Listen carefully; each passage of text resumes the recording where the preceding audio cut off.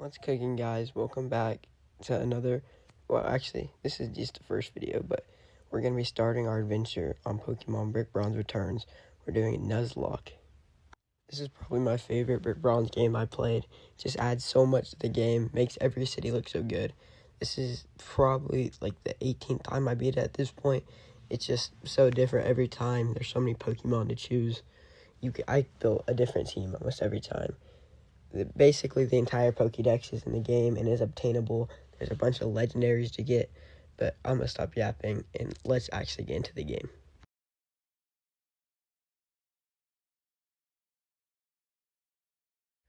As you guys already know, there's so much dialogue in this game. Jake talks so much, your parents talk, the professor talk before you can even do anything. It's almost as bad as playing Pokemon Sun and Ultra Sun. If you guys have played that, you know how terrible it really is. But I'm going to change the text speed here so it's less annoying, but it's still going to be annoying the entire run.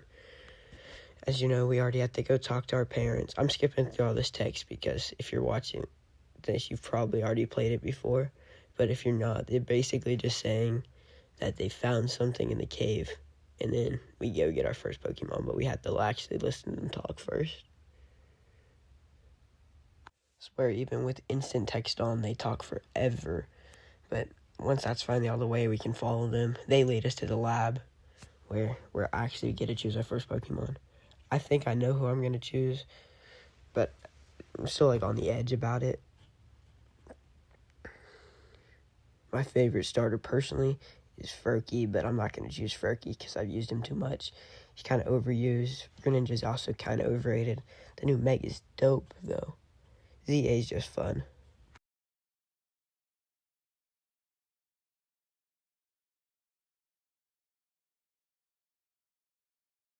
Once we finally get into the lab, we can talk to the professor and choose our Pokemon.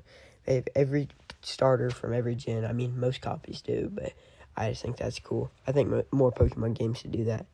But I think I'm going to choose Tepig. He's probably one of my favorite starters. That's who I chose in ZA. That's who I'm going to continue to play with. Mega Emboar is also cool. He kind of sucks. Emboar just sucks in general, but he's still such a cool Pokemon to have and use. His design's sick, his typing's sick, the moves he can learn.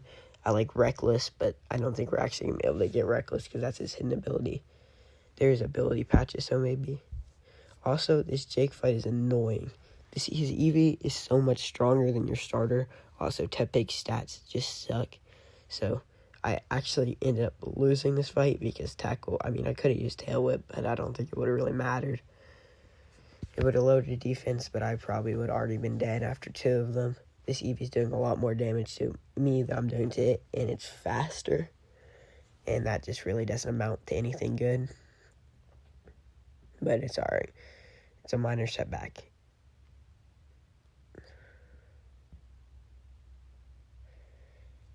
After we beat him, our parents come over, talk some more. Could you guess that? A yap. And then they give us a brick.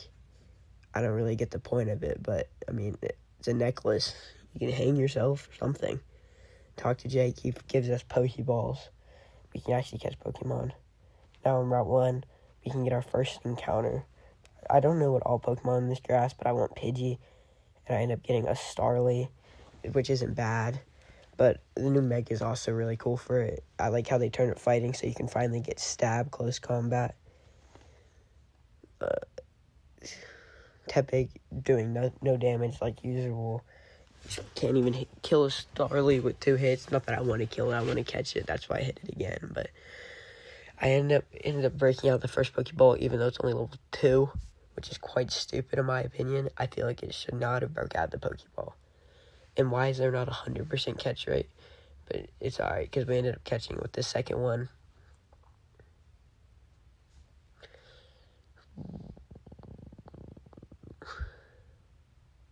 After we catch it, it's a Nuzlocke, so we had to name it. I was pondering what to name it for a bit, but I finally decided to name it Bird. I know that's kind of basic, but I mean, what else was I going to name it? Star? That's lame. After we did that, we had to go heal because I'm low and the Starly is low and it's a Nuzlocke and I don't want to die. So once we get that, we get another encounter and we get another Starly. So I guess that's what we're going to get no matter what. Even if I tried to cheat the rules, I would have got another Starly. And then we actually have to fight our first trainer besides Jake. And he just has 2 Wurmples. He's pretty easy, but Tepig makes it a lot harder by barely doing any damage the entire time. It's quite stupid, actually. Why is a Tepig doing no damage to a level 3 Wurmple? Why did it take 3 shots to kill it? The Starly probably would have did more damage.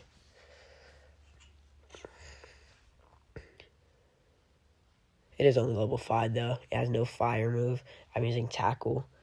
Tackle kind of sucks, but it's alright. Slash is the better early game move, in my opinion. Not Slash, Scratch. I got that mixed up. But I'm not used to these early game moves because, I don't know, I play more competitive than I just do playthroughs. So I'm used to my Tepig having good stats. Well, actually, I'm not even used to Tepig. I'm used to Emboar. I'm not even used to either because I don't play with them much. They're probably some of the worst starters. I just like the design.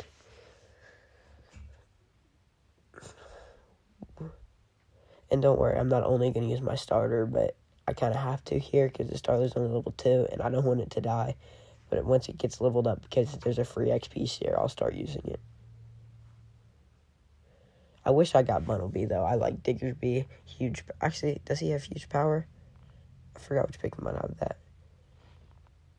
He's a ground type, though. Ground's always good, and the first gym is electric, so he would help more there than a flying type. And there's not really a good gym for a flying type.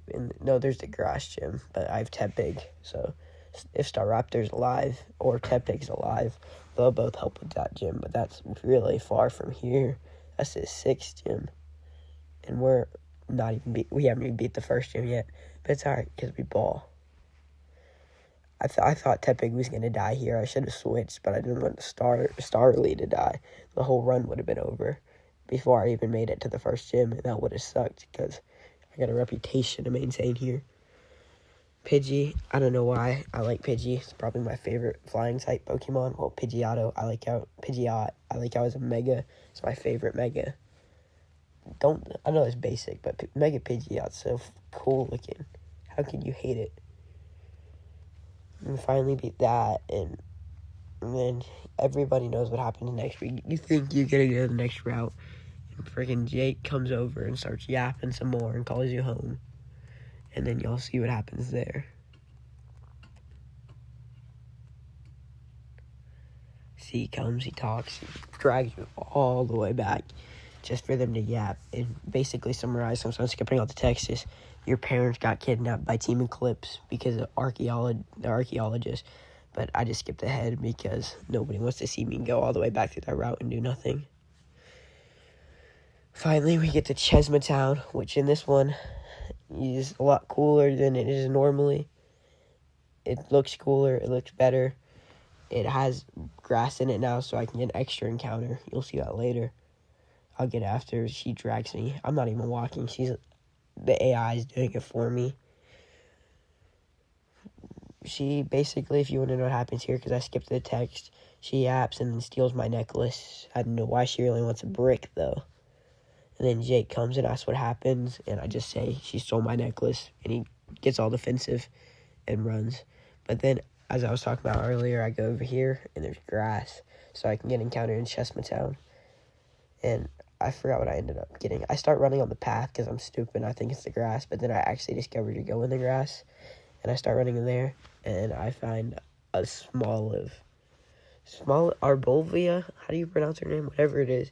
She's actually a really good grass type. I like the shiny Smoliv, but, I mean, obviously I'm not that lucky.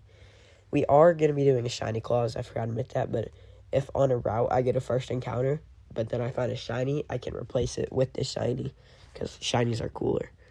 But that's about the only time we're going to be breaking the rules. And if there's, like, a static encounter, then I have to choose whether I want to get an encounter in that grass or the static encounter. I can't get both. I think that makes sense. Hopefully y'all understand it. I should have did a rules thing at the beginning, but I forgot. It's whatever. I don't want to go back and do it now. I go over here, obviously, but they changed the forest a lot. Scale Forest looks crazy. I like it a lot more. There's a lot of grass, though, and a lot of encounters. Also, I forgot, and I accidentally stopped recording, so there's no footage of me battling this trainer, but I had a Caterpie from this route, and the Caterpie died. So we don't have a Caterpie anymore. But I thought I was filming the whole time, and I wasn't, so I just missed that trainer, but that's about it. That's when I realized, yeah, Caterpie died. I had to sacrifice him to win. He had a Nidorino and a Nidoran. I forgot what they were called. But no, it was the evolved version of this. He had the evolved male and the evolved female version. It was quite annoying. I didn't like it. Starly, look, he carried. Wing Attack's my goat. Well, obviously, when it gets close combat in Brave Bird, that's going to be a lot better, but that's a long time away from now. We still have to get it to, what, I think 36 for it to fully evolve until you can get that, which is 26 levels from what it is now. But now we get to the actual main battle on this route, the actual hard one. I don't like this one this much. Her team's stupid if you don't play it right. But I actually have quite a strong counter for it with Starly, who's somehow putting in more work than my starter, which isn't very shocking, actually, because Tepig kind of sucks, but I like Tepig, so it's okay. Yeah, this Poochyena gets 2-shot by Wing Attack, which I don't know how, because Wing Attack sucks, but I guess it's strong early game.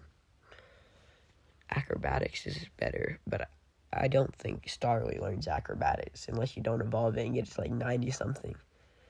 I shouldn't have switched here. I got scared because Starly's normal type too, but it would have resisted Hammer Arm because of the flying, and Wing Attack probably would have one-shotted. But I always forget if Pancham's fighting or not. Is it just normal dark, or is it normal fighting? Because it's evolved forms fighting, but I don't know if it's fighting, and I don't feel like looking it up. Ooh. Pancham, it's light work after a while. I did think it could have killed me before if it had got a lucky 5 roll, but it didn't. It got 3 this time, but if it could have very well killed me, I should have switched. I can't risk anything like that in Nuzlocke unless I'm sacrificing something like Caterpie that I don't care about. Because, I mean, when am I ever really going to use Butterfree? It's one of those early game bugs that ends up being useless in about 15 seconds after it fully evolves and you beat one gym. And it wouldn't have been helpful for that gym because it's flying type, I think. Is it flying type? Probably. It's a butterfly. Yeah, I think that's where I'm going to end the video. See you guys next time.